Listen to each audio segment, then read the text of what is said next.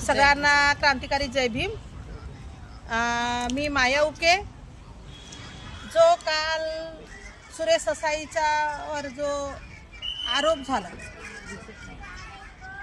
त्या आरोपला मी ते म्हणजे ठराविक प्लॅनिंग असं समजते। काल त्यावेळेस मी तिथं स्वतः हजर होती आणि जो प्रकार घडला तो नको घडायला पाहिजे।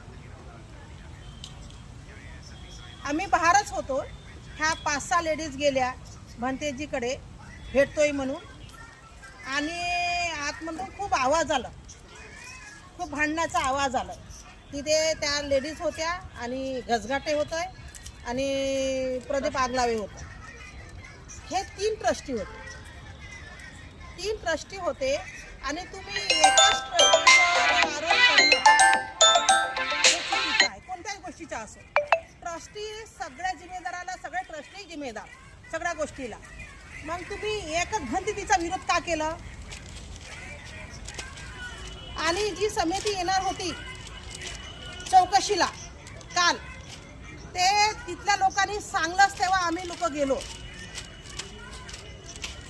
मला ह्या बायामधूनच मला एकीचा फोन आलं की मॅडम म्हणे चौकशी येत आहे 11 तारखेला, तुम्ही तुमचं निवेदन जे काय असेल ते। मी म्हटलं हो, आम्हालाही निवेदन द्यायचं आहे, ते भिंत पाडायची आहे मागची आणि याची साफसफाईची, आणि हे जो काय आता जे मी कृत घरते पुस्तकात स्टॉल असो या कोणतंच असो, हे तुम्ही बाहेर करा, आणि हे जे कॉलेज आहे ही पण बाहेर करा तुम्ही।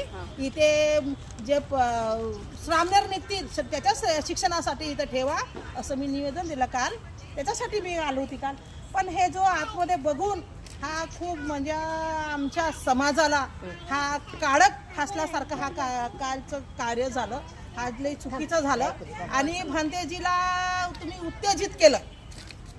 एवढ्या जोरात ओरडत होत्या आणि आम्ही ओरडत म्हणून आम्ही 3-4 लोक बाहेर बसलो नाही, आम्ही आतमध्ये गेलो। मी आतमध्ये गेलो तर त्या उज्ज्वला मॅडम त्यांनी म्हटलं की हा भंतेजी म्हणतो, व्हिडिओमध्ये बघून घ्या, मी जेवढं एक शब्द बघा। हा भंतेजी म्हणतो की माझ्या बाबाची दीक्षाभूमी आहे, तर भंतेजी मैंने का बोला असे करके वो आहे। म्हणून हा प्रकार हा चव्हाट्यावर आणण्यासारखा नव्हतं, पण हा चव्हाट्यावर आणलं याचा मी निषेध करतो। ज्या कोणी हा घडवून आणलं त्याचाही निषेध आहे, कारण हा घडवलेला आहे, ह्या घडवणं आहे। म्हणून जे तिथे ट्रस्टी होते दुसरे अजून त्या दोन त्याचे हात आहे, हा मी सांगते, कारण का त्यांचे हात असल्यावर, कारण का ते म्हणत होऊ द्या म्हणत, थांबा नका थांबा।